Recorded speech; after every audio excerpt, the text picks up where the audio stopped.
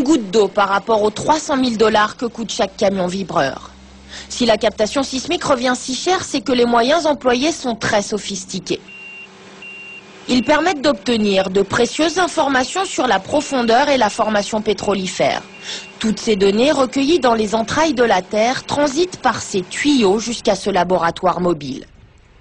À ce stade de la prospection, il est encore bien trop tôt pour connaître précisément le potentiel pétrolier de la région. La source d'énergie.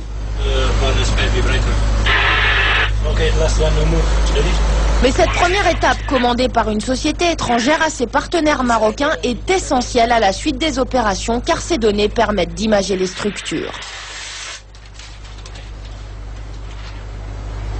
On voit les différentes traces qu'on a vues sur le terrain. C'est le début de la ligne, donc le dispositif n'est pas complet. Et à un certain moment, on va arriver à 480 traces enregistrées par point de tir. Ici, c'est juste le début de la ligne. Dans ce laboratoire ambulant, les informations sont stockées sur bande magnétique avant d'être traitées à l'étranger, comme à Houston, aux États-Unis. Chaque jour, l'acquisition sismique coûte 70 000 $. Ce chantier va durer 3 mois.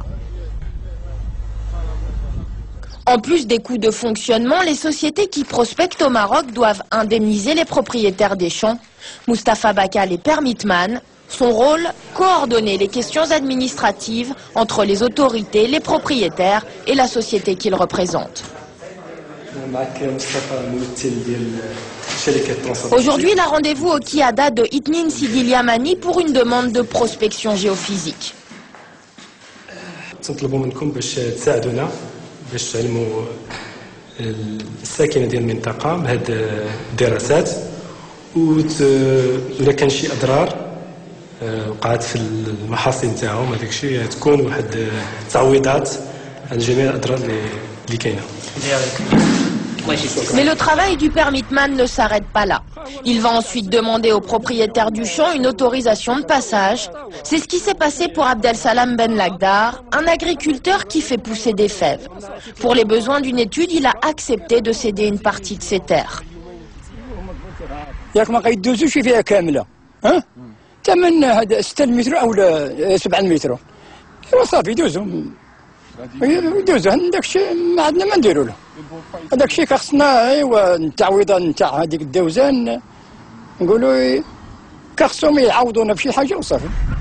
Impossible pour cet agriculteur de connaître précisément le barème d'indemnisation. Il faudra attendre la fin du passage des engins pour expertiser les dégâts.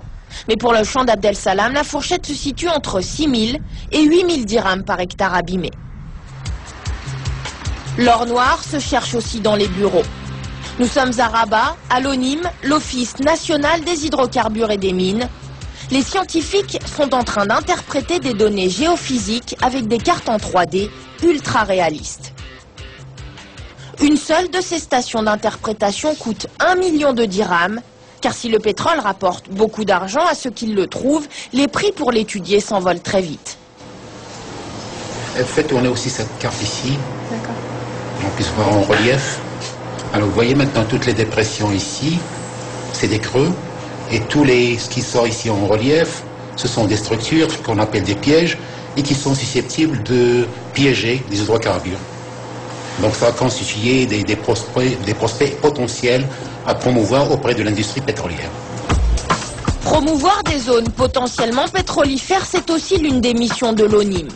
Super promoteur du royaume, l'organisme revêt une vocation commerciale. Depuis 2000, date de l'adoption d'une nouvelle loi sur les hydrocarbures, le Maroc est devenu très intéressant pour les étrangers. Moins de taxes et plus d'argent en cas de découverte. Résultat, 5 forages sont en cours dans le pays et 10 autres débuteront en 2009.